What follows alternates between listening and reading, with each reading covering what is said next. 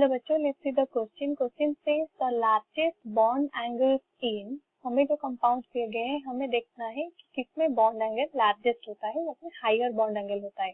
की कंसेप्ट यहाँ पर हम देखेंगे electronegativity.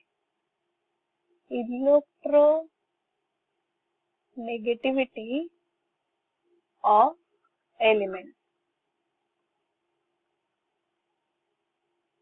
As we know that moving down the group, अगर हम down the group जाएंगे, moving down the group क्या होता है, एक्स्ट्रा शेल ऐड होता है।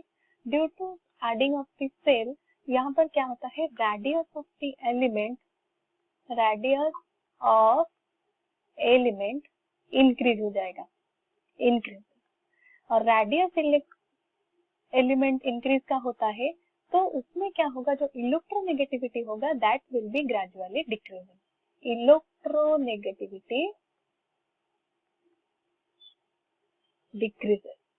Hence, in the case of nitrogen group, उसमें क्या होता है, जो रेडियस होगा that will be type, radius will be nitrogen का सबसे कम होगा due to smaller size then phosphorus, then arsenic, then antimony, then bismuth. और हेंस उसका जो इलेक्ट्रोनेगेटिविटी ऑर्डर होगा, इलेक्ट्रोनेगेटिविटी विल बी नाइट्रोजन का हाईएस्ट होगा, then phosphorus, then arsenic, then antimony, then bismuth. अगर नाइट्रोजन का इलेक्ट्रोनेगेटिविटी हाई होता है, हाई इलेक्ट्रोनेगेटिविटी, हेंस उसमें क्या होगा, in the case of ammonia NH3 में नाइट्रोजन में प्रेजेंट होता है lone pair of electron with 3 hydrogen bonds are present. Due to presence of the lone pair of electron and high electronegativity of nitrogen atom, इसमें क्या होगा, जो bond pair repulsion होगा according to VSEPR theory, इसमें क्या होगा, जो bond pair repulsion होगा, bond pair repulsion will be high.